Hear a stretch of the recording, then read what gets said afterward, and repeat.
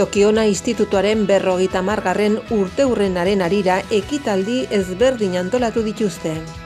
Berara hurbildu gara eta bertan Enkarni Peña zuzendaria eta Araceli Martin zuzendari ordeak ikastetxearen ibilbidea gaur eguneraino eta antolatu dituzten ekitaldien berri eman digute.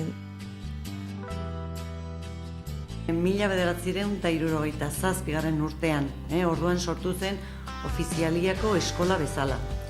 Eta nola, hemen izan ziren Luis Aizpuru, etzena, Jose Mari Gazoki, Jose Antonio Maritx, hiru pertsona horiek ikusi zuten hemen, irtenbide bat zegoela, eta haiek hasi ziren mugitzen, pixka bat Nafar gobernuan, hemen Bortziritan, eta martxan jarri zuten, hasi ziren papeleo guztiak eta prozesu guztia garatzen, hori errealitate bat izateko. Horrela aipatu behar dugu Maria Jesus Astondoa ere, Bai, antolatzaileak izan ziren hiru horiek, baina egia da gero berehala, lehenengo ikasturtetik lanean hasi zen Maria Jesus ere bai, naiz eta ez izan bera hasierako bultzatzaile hori. Baina langile bezala, irakasle bezala hasi zen ere lehenengo ikasturtean. Eta momentu horretan kontuan hartu behar dugu industria garatzen ari zela hemen, zonaldean, eta enpresetatik azaldu zutela behar hori, behar zituzten langile kualifikatuak. Orduan, bai Jose Mari Gazokik eta bertze aipatu ditugun irakasleek segituan esan zuten, hau beharrezkoa da, zonaldeak behar du, horrelako langile kualifikatua behar dira, beraz martxan jarri behar dugu, ofizialia eskola, ez? Bai, helburu nagusia hori zen.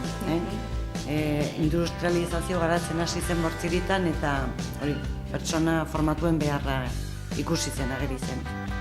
Beraz, horrela hasi zen gure ikastetxean martxan jartzen.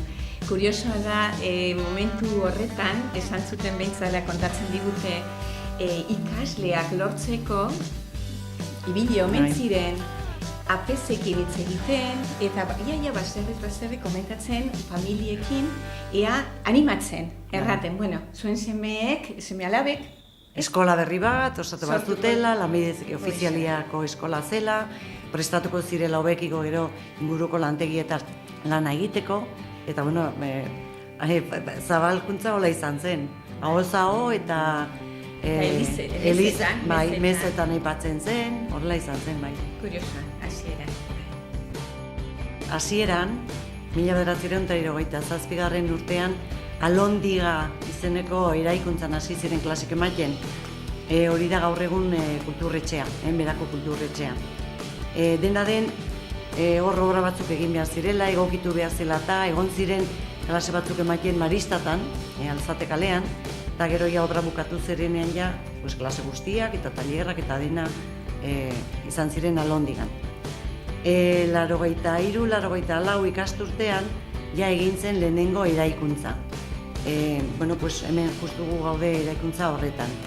Orduan zen eraikuntza bat txikiagoa, eta aprobetxatzen hasi ziren ere, gure egoitza orduan ziren monjas frantzesas, baina ondoan bada eraikuntza txiki bat, eta horre matien ziren ere administratiboko klase batzuk, eta praktikak auxiliar sanitarionak, eta horrelako klase praktiko batzuk ere bai ematen ziren. Gero 87-88an, egin zen hemen iparraldeko luzapena, etxe hori pixkat estruktura eta forma berdina dauka, ez da nabaritzen, bizatitan egina dela, inor zabakuntza bat izan da, eta 85an hegoalderan. Orain dugu horrek eusten da minarete bat bezala, dorre bat, igogailua, hori da garai horretakoa. Eta hurrengo ikasturtean 86-87, zabaldu zen azken zatia, hor baina baritzen da ezberdina dela, horregertzen dire Einstein batzuk, ikaslek eginak ere plastik arloan, eta hori izan zen azken zabalkuntza. Momentu honetan horrela dago ikastetxea. Eta noski Alondigaia utzi genuen eta hori hartu zuen udaletxeak.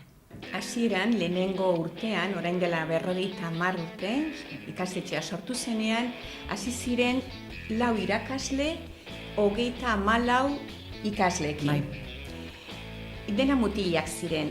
Eta hasieran Arazelik esan duen bezala, ofizialia eskola zen, eta hasi ziren mekanika erakusten. Hori da. Mekanika eta elektrizitatea ere bai segituan, Beranduxeago, baina hasieran mekanikoa, lehenengo ikasturtean mekanika bat. Mekanika. Gero, sartu ziren, matrikulatu ziren ere, 24 neska. Eta administratibo ikasteko. Bai? Beraz hor ja eskaintza zabaldu zen pixka. Mutil bat ere esan behar da ikasturte horretan, administratiboko taldean, neska eta mutil bat. Horrela, kopuru horiekin hasi ziren. Gero gaur egun, pixkat evoluzio pixkat ikusteko, gaur egun ari gara 513 ikasleekin hasi ginen, kursoaren hasieran 513 ikasle, beraz momentu honetan 510, 509 ikasle izango ditugu, eta hasi baldin ziren 4 irakaslekin, gaur egun 59 irakasle ari gara ikastetxean lanian. Beraz, evoluzioa kopurua kontuan hartuta hori izan da. Orotara, 50 urteetan, hemendik ikastetxetik pasa dira 4.130 edo ikasle gutxi gora bera. Eta irakaslei begira 600 piko irakasle pasa dira gure ikastetxetik. Eta eskaintzari buruz horrela esan dugu, horrela hasi zirela mekanikarekin, gero administratiboa, gero elektrizitatea, eta gero ja eskaintza erabat zabaltzen. Auxiliar sanitario ere bazen, lanbide heziketan auxiliar sanitario ere zegon, eta 77an hasi baldin bazen ofizialiako eskola bezala, 70. urtean ja aldatu zen, orduan ja zen lanbide eskola, lanbide heziketa. Hemen esaten zuten la profesional. Gero, 89. urtean ja ezarri zen REM. Orduan ja institutu bat bezala sortu zen. Orduan ja ematen ziren lanbide heziketako ikasketak, bino baita derrigorrezko bigarren hezkuntzako gaiak, eta gainera ja lehenengo urtetikan ematen ziren ezadar guztiak, bino gehienak, letratakoak, zientziatakoak, batxiller modalitate ezberdinak ziren, eta ja ematen ziren denak. Eta 93an ja ezarri zen LOGSE. Horrela izan genuen LOGSE batxillergoa, zientziatakoa, letratakoa, eta noski ja orduan zikloak ematen ziren, bai moduloak, bai erdi mailakoa eta bai goi mailakoa. Eta orduan ja hemen ja espezialitatea da mekatronika, bada mekanika, bada elektrizitatea ere bai, eta elektronika pixka bat. Dudik gabe, hasieran, nik uste dut eskolak dena, klase guztiak erderaz eman zituztela, ez? Bai, hasieran bai. Naiz eta gero, igual irakasle batek, edo euskeraz aritu, baina teoria behintzat edo praktika bideratzen zen. Klaseak gaztelaniak ziren, baina ja 3. edo 4. kursoan, bai hasi zirela ematen euskara ikasgaia bezala. Hori bai. Eta, baina, gaur egun dena euskeraz ematen dugu, D-ereduko ikastetxea da, baina esaten dugu horrela, gehiengoak euskeraz ematen duelako dena. Lanbide heziketa horrela hasi ginen, ez? Lanbide heziketako eskola ofizialia bezala. Eta beraz, gazteleraz. Baina gaur egun lanbide heziketa dena ematen da, bakarrik eredu batean, dena euskeraz. Klase guztiak euskeraz ematen dira lanbide heziketan. Eta DBH-en eta batxillergoan ditugu eredu nagusia da D eredua, baina baditugu beste bi eredu ere. B eredua ere ematen dugu, eta horrek erran nahi du ikasgaietatik ematen dutela bat gizarte zientziak, adibidez, gazteleraz. Bertze ikasgai guztiak euskeraz, eta dudik gabe, atzerritar hizkuntzak, bakoitza bere hizkuntzan, inglesa inglesez, frantsesa ematen dugu, frantsesez, eta gero gaztelera bai. Eta batxillergoan ere dena da D ereduan. Ez dugu A eredurik, ez dugu B eredurik. Dena D ereduan ematen dugu, dena euskeraz. Hori da, pixkat evoluzioa izan da ikaragarria hizkuntza aldetik, bai? Ez nahi zorretzen zehazmea ze urtean zen, minio lehenengo 80 uste zela, bai, zeren hor zen ikasle hori baten gatikan referentzia bezala hartu dut, horria hasi zen ematen administratibo eta euskaraz. Osea, ikasturte horretan hori izan zen lehenengo promozioa, atera zena, osea, ematen, klaro, 3-4 urte lehenago. 91an atera zen lehenengo promozioa, hasi zena euskaraz ikasten, administratibo ikasketak. Bueno, hor nik uste dut gaur egun aipatu behar ditugula teknologia berrien erabilera, ez? Horrek aldatu du, neurri handi batean behintzat, gure metodologia, klaseak emateko modua. Lehen garai batean erabiltzen baldin bagenuen tresna bezala, gaur egun ere erabiltzen dugu, baina arbela beltza eta liburua. Gero dudik gabe, noiz behinka ere jartzen genituen diapositibak, erabiltzen genituen retroproiektoriak, baina horrezaz gain horiek presente daude, erabiltzen dira ere. Baina gehien bat orain interneta dugu geletan. Horrek esan nahi du, gela gehienetan ordenagailua ditugula, baditugu gela espezifikoak, ordenagailuz hornituak, baina gero geletan ere, gero eta pantalla interaktibo gehiago ditugu, eta ordenagailuen erabilera presente dago. Bai irakasleok erabiltzen dugu, gure klaseak emateko, beraz hor, ematen dugun informazioa irudiz hornitzen dugu, beraz dena ulermen maila erresten da. Horrek ere ematen du aukera ikusteko edo harremanetan jartzeko ere beste ikastetxeetan edo egiten diren proiektuetan parte hartzeko ere bai, Erasmus hor dago, beraz aldaketa handia izan da. Aldaketa ez da izan batekoa, poliki joan gara formatzen, joan gara ere hornitzen, baliabideak ere lortu behar dira. Beraz, prozesu horretan gaude eta gero eta gehiago, exigitzen dugu guk geuk, edo nahi izaten dugu gela bakoitzan alba da ordenagailu izatea, irakasle bakoitza bere ordenagailua, alba da ikaslek ere edukitzea, bakoitzak beria, baina haindik ez gara horretara iritsi. Gure asmo izango litzateke, eta segurazki izango da, etorkizunean, segurazki liburuak erabiltzen baldin baditugu denak izango dira digitalak, segurazki. Hortan gaude, baina momentu honetan ere erabiltzen ditugu. Ohiko liburuak, gure testu liburuak, digitalak erabiltzen dira, eta gero hori, interneta eta internetaren konexioa. Eta programak ere bai, ikasgai askotan ageri dire programa batzuk, ni matematikakoa naiz, adibidez hor, baditugu ja 3-4 programa ikaslekin erabiltzen ditugunak eta gero beraiek ere itxin erabiltzen dutena, lan batzuk egiteko, eta adibidez lanbide heziketan hor ere nabaritzen da pilo bat, ez? Nik horrez dut klaserik eman, baina nire lankidek eta komentatzen diatena. Hasi ginenean, bazuten bespa baten motor zahar bat, eta hor mekanikako praktikak egiteko, gero beste ez dakizia paragailuaren motorra, eta diseinuak egiten ziren eskuz, nik irakutsi dizkigute, badire lan batzuk, ematen du ordenagailuarekin eginak direnak, eta eskuz eginak dire.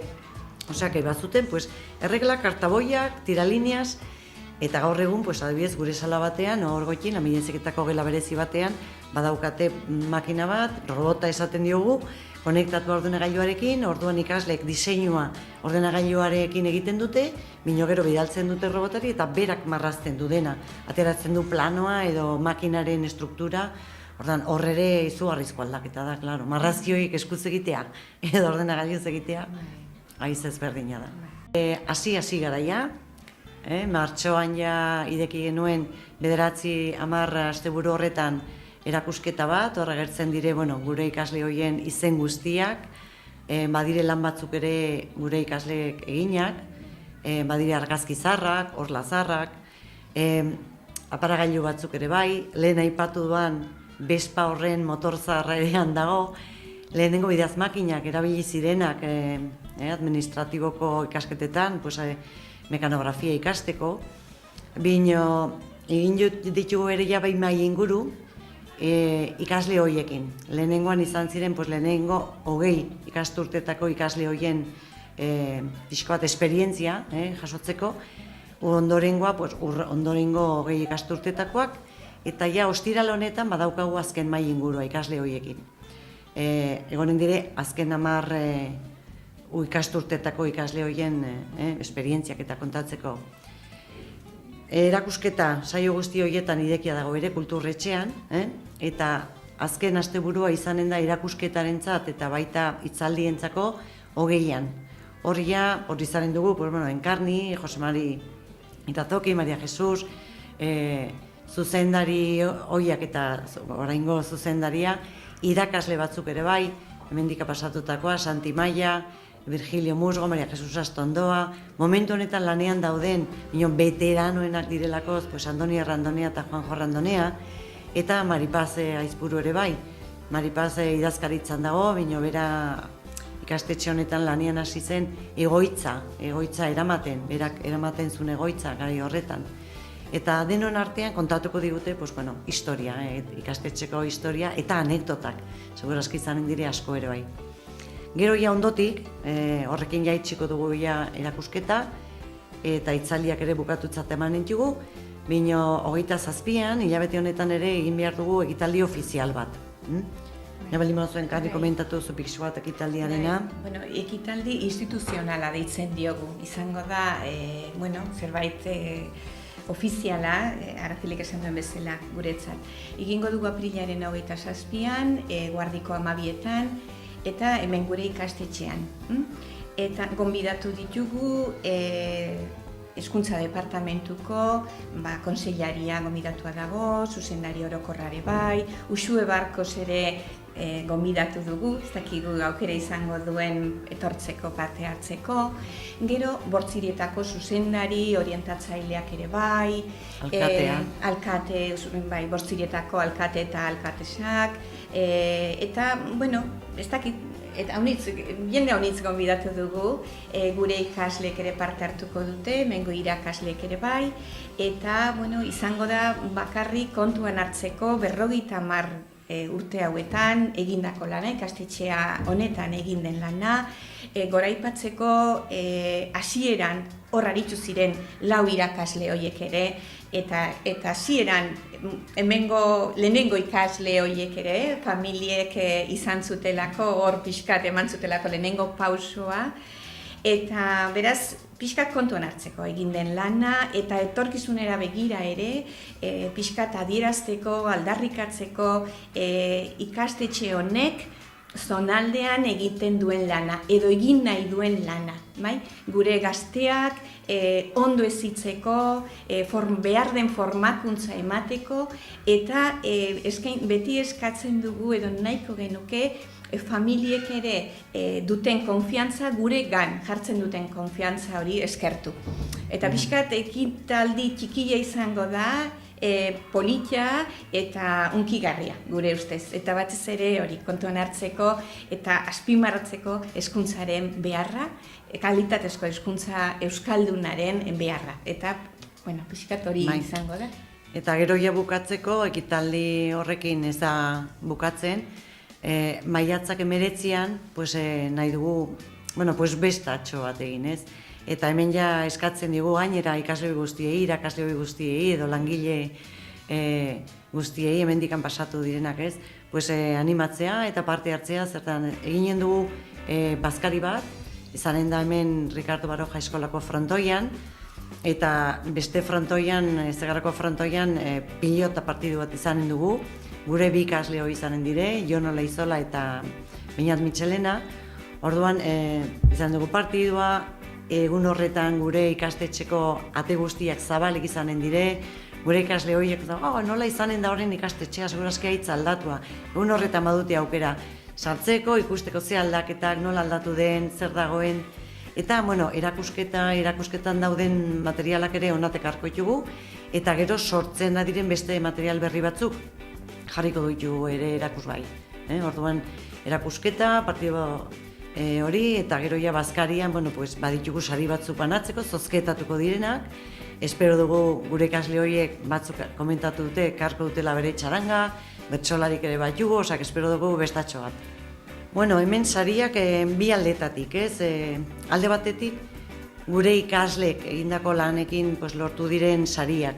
Badire, hauniz eta hauniz, 50 urte pasatu dire, eta egia esan, irakaslei esker eta ikaslei esker oso animasoak izan dire beti parte hartzeko lehiaketetan edo horrelako egoeretan, jaso ditugu hauniz, egia da. Bino gero beste aldetik ikastetxe bezala ere baditugu errekonozimendu ofizial batzuk, hor 2000 urtetik gora antzinera, hemen erronka izan zen kalitatezko ikastetxea eraikitzea, ez? Orduan hasi ginen prozesu guztiak garatzen, hobetzen, eta horre errekonozimenduak badire, igual aipatuko du gero Enkarnik, eta ikaslek eta irakaslek lortutako sari horietan, ezin da, departamentu guztietan, parte hartu dugu olimpiadatan, parte hartu dugu lehiaketetan, unibertsitatea, Nafarko Unibertsitatean, unibertsitate publikoan ere bai, Nafar gobernuak berak antolatzen ditun adibidez literatur lehiaketak, eta baditugu, bai idazlanekin, bai bertsoekin, kanta lehiaketetan, matematikako olimpiadatan ere bai, historiako errekonozimenduak ere badituzte egindako lanekin hemengo ikasle batzuk, eta ezin dire denak aipatu. Aipatzekotan bereiziki bat Europa mailan izan zelakoz, etika arloan egin zuten lan bat, lan horrekin osatu ziren 2 bideo, erakusketan daude, Kolore Bixiak eta Kalle Maior, eta 2 bideo horiekin Euroskolako lehenengo saria lortu genuen. Horrekin joan ginen ikasle guzti horiekin, lan hori egin zuten ikasle guztiek eta 3 irakasle, joan ginen Estrasburgora, han defendatu zuten, pixko bat aipatu zuten nola egin zuten lana, zertan zetzan, eta horre batek egin zuen frantsesez, bestea inglesez, eta oso ongi pasatu genuen.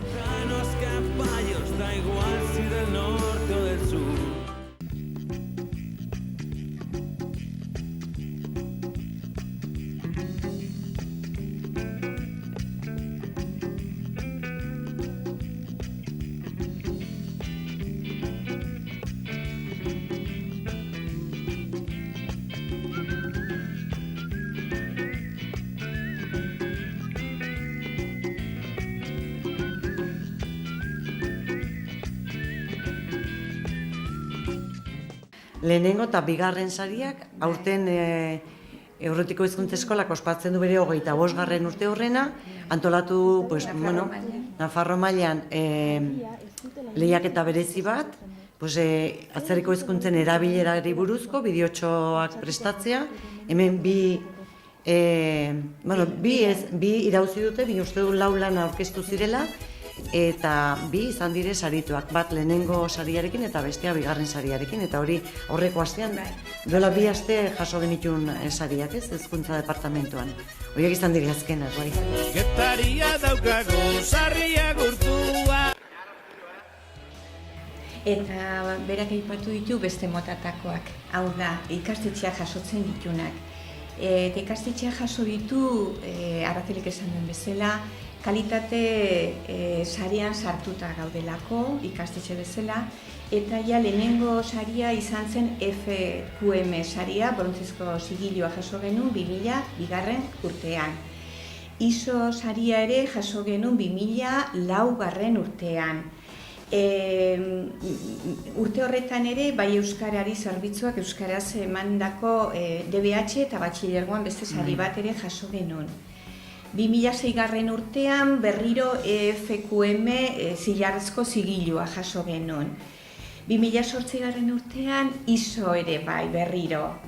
Eta 2015. Urtean izan zen jaso genuen azkeneko sari kalitatearekin lotutako saria. Ikastetxe bikainaren zigilua jaso genuen. Hezkuntza Departamentuak emandako saria izan zen. Datorren urtean berriro aukera izango dugu, berriro pasako dugulako, hortarako pasa behar dira zenbait ebaluazio nolabait errateko. Auditoritzak pasa behar dira. Eta egiten dute Hezkuntza Departamentuko ikuskaritzak pasatzen ditu, beraz gogorra izaten da, Baina, hortarako prestatzen gara eta gaude prest hori pasatzeko, beraz ikusiko dugu, ja lortzen dugun berriro sari hori. Baina hemen daukat txuletan ere aurrian eta aipatu behar da 2017 urtean ere jaso genuela gizarte zerbitzuek emandako sari bat. Jaso zuen kalitateari emandako saria jaso genuen, 2017 urtean ere. Pixkat aipatzearren nagusienak edo, bale? Ikastetxeak badu helburu nagusi bat, eta hori izango dugu presente orain epe laburrean, epe ertainera eta epe luzera. Eta da, guk daukagun konpromisoa eskaintzeko formakuntza integrala, baina kalitatezkoa. Kontuan hartuta gainera, pixkat beti bai esango du, gizarteak eskatzen diguna pixka kontuan hartuta beti. Eta erreferente akademiko bikaina izatea gure zonaldean. Hori da gut beti dugun helburu nagusi bat. Eta orain epe motzera.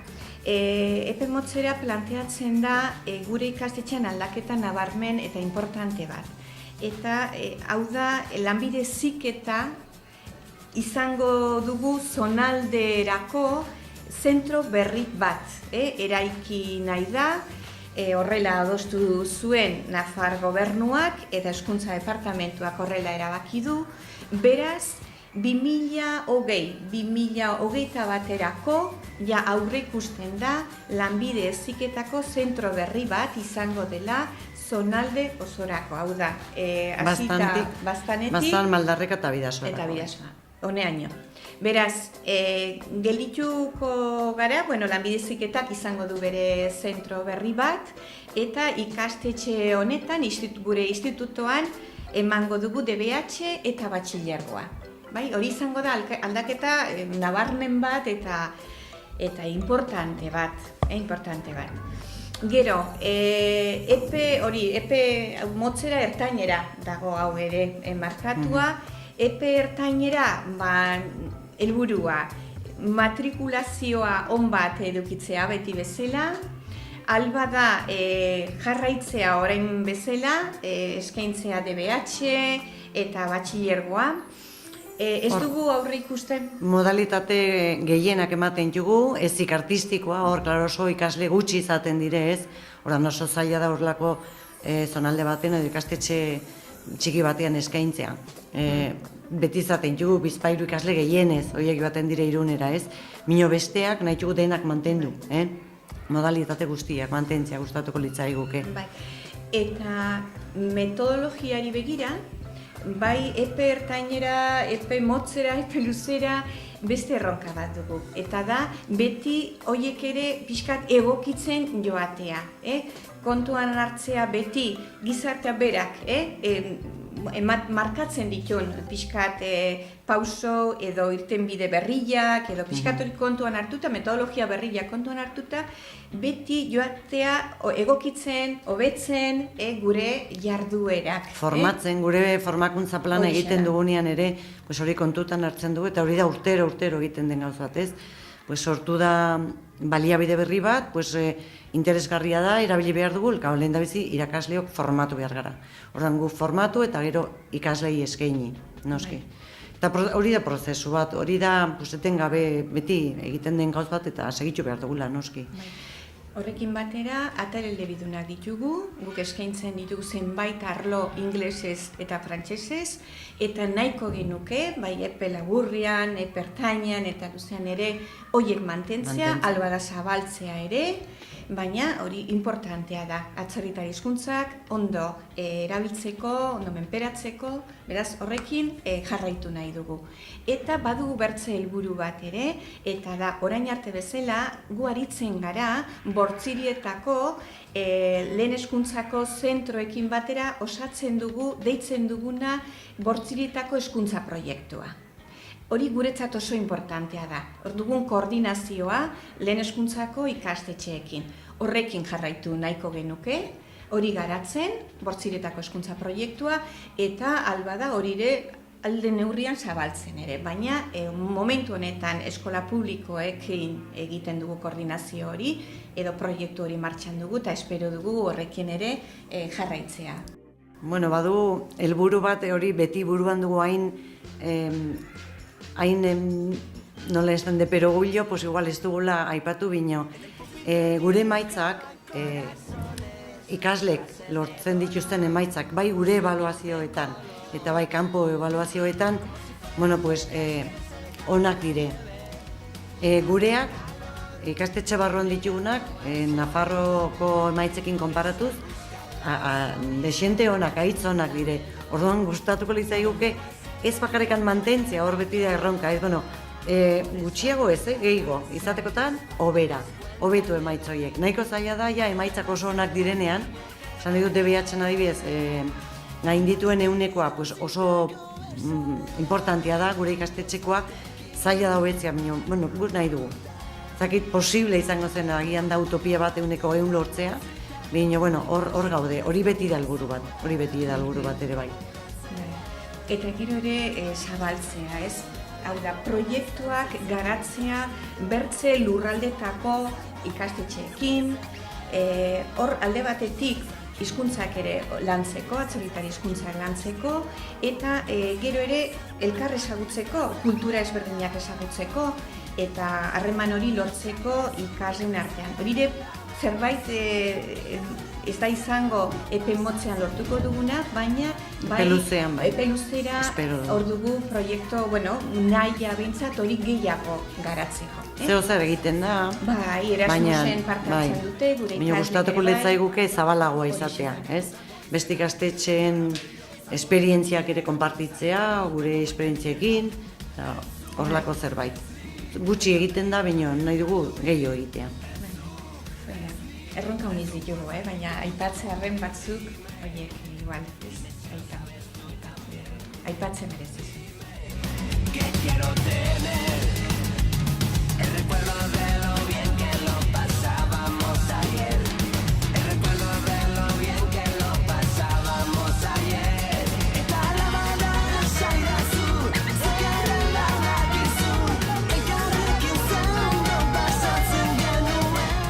Gehien bat maiatzak 19an, pues aldiren guztik etortzea. Egun hori berezia izanen da, ikastetxea idekia izanen da, haientzako, oroitzapenak torko dire, seguru aski. Baina, nahi dugu ikusi ez, eta zer moduz, batzuk ikusten dugu, noizbenka galdetzen dugu, pues nun zaude, zer zara, baina badiri asko eta asko aspaldi ez dugunak ikusi, eta oso polita izango litzateke, hurbiltzea, eta gurekin konpartitzea, bizitu diren esperientziak azken urte hauetan, bazkari batean, besta giroan, irri batzuk botatzea, eta kantu batzuk ere bai, noski. Bai, nik ez dut zalantzarik, badakit jendeak parte hartuko duela, hori ikusi dugu ja, egin ditugu mailinguru horietan, bai? Ikasle horiak etorri dira, parte hartzen ari dira, eta oso giro, bikain batean. Beraz, bai, hemendik animatuko ditugu, eta baina ziur gaude etorriko direla eta gurekin parte hartuko dutela. Gauza bera, ekitaldi instituzionalean ere, bai? Pentsatzen dugu, inguruko guztiak, gonbidatuko ditugunak behintzat parte hartuko dutela, eta zuek ere gonbidatuta zaudete, Xaloa telebistan, eta horri ekitaldi nagusira, gonbidatuak izanen zarete.